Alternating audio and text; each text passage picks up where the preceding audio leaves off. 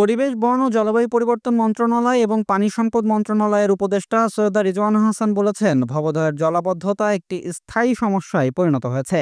সরকার এই সমস্যা স্থায়ী সমাধানের জন্য কাজ করছে। তবে সকলের প্রচেষ্টায় এবছর 17,000 হেক্টর জমিতে ধান চাষ হয়েছে। ভবদহ স্লুইস গেট পরিদর্শন শেষে ভবদহ মহাবিদ্যালয় কলেজ প্রাঙ্গণে সাংবাদিকদের সাথে মতবিনিময়কালে তিনি এসব কথা বলেন।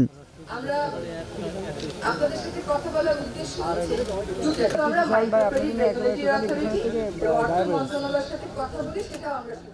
রিজওয়ানা হাসান জানান, সরকারের কয়েকটি মন্ত্রণালয়ের সম্মিলিত প্রচেষ্টায় ক্ষতিগ্রস্ত 20,000 হেক্টর জমির মধ্যে 17,000 হেক্টর জমির পানি নিষ্কাশন করা সম্ভব হয়েছে। অতীতে যারা দায়িত্বে ছিলেন তারা সঠিক সদিচ্ছা দেখাননি। সরকার জনগণ ও বিশেষজ্ঞদের মতামত নিয়ে কাজ করার চেষ্টা করছে। আমডাঙ্গা খাল, হরিভদ্রা ও আপার ভদ্রা খননের কাজ সেনাবাহিনী করবে বলেও জানিয়েছেন তিনি। চিরস্থায়ী সমাধানের পথে অন্তত কাজটা শুরু করে দিয়ে দেবে। আর এই বছর বর্ষায় যেন গত বছর বর্ষার মতন দুর্ভোগ না হয়, সেজন্য অন্তর্বর্তীকালীন কিছু কাজ আমরা হাতে নিয়েছি। যেমন আমডাঙ্গা খাল খনন, এটা নিয়ে বলতে পারেন যতটা চওড়া করে খনন করার কথা ছিল ততটা চওড়া করে খনন করেন নাই। ততটা চওড়া করে খনন করতে গেলে আমাদের অনেক সময় লাগবে। আবার হরি ভদ্রা, আপার ভদ্রা, এই তিনটা নদীও খননের কাজ আমরা শুরু করে দিব। এটা বাংলাদেশ সেনাবাহিনী করবে। সেখানে আপনারা হয়তো বলতে পারেন যতটা চওড়া করে যতটা গভীর করে করার কথা ছিল ততটা গভীর করে হবে, কিন্তু হবে।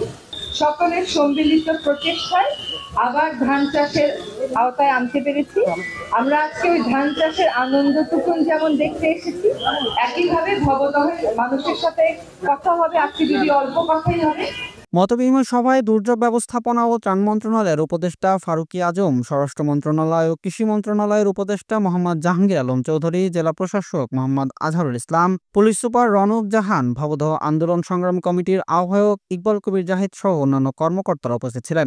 মতবিনিময় শেষে উপদেষ্টারা কৃষি জমি পরিদর্শন ও স্থানীয় জনগণের সঙ্গে মতবিনিময় করেন।